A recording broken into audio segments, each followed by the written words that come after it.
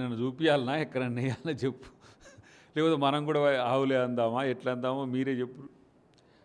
కాబట్టి అందరూ పనికిరాని ఈ ఒక భాషను వాడుతున్న క్రమంలో అందరూ కూడా అదే వాడతారు. రేపటి నుంచి బాబా బాబా అని అదే ఉంటుంది. ఆ భాషనే మనం కూడా వాడతాం. అంటే రైతులకు మక్కలు కొనుగోలు చేయట్లేదు. అటువైపు వర్షాలకు మక్కలు నీటిలోనే నానుతున్నాయి.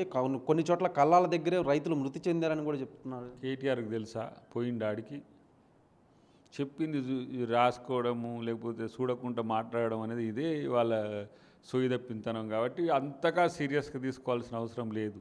కాకపోతే భాష మీద మాత్రం కంపల్సరీ మేము కూడా అదే భాషను వాడాలని మాత్రం నిర్ణయించుకున్నమాట వాస్తవం. రైతు సమస్యల మీద చర్చకు రమ్మానండి, ఎక్కడికి వస్తాడో రమ్మానండి. ఇంతకుముందే సవాల్ విషయంగా ఏడికి వస్తాడో చూద్దాం. అంటే బోనస్ ఇవ్వలేదు, రైతు రుణమాఫీ జరగలేదు, వీటన్నిటిని ప్రస్తావించారు. ఇచ్చినప్పుడు ఏమన్నాను ఆయనకి ఏం చెప్పాలంటున్నా. అందుకని నువ్వు అడిగే ప్రశ్నలోనే పోయి ఆ ప్రశ్న నీ దానికి సమాధానం ఇచ్చిండ్రట కదా సార్ అని చెప్తే సమాధానం చెప్పే పరిస్థితిలో తన కూడా ఉండడు.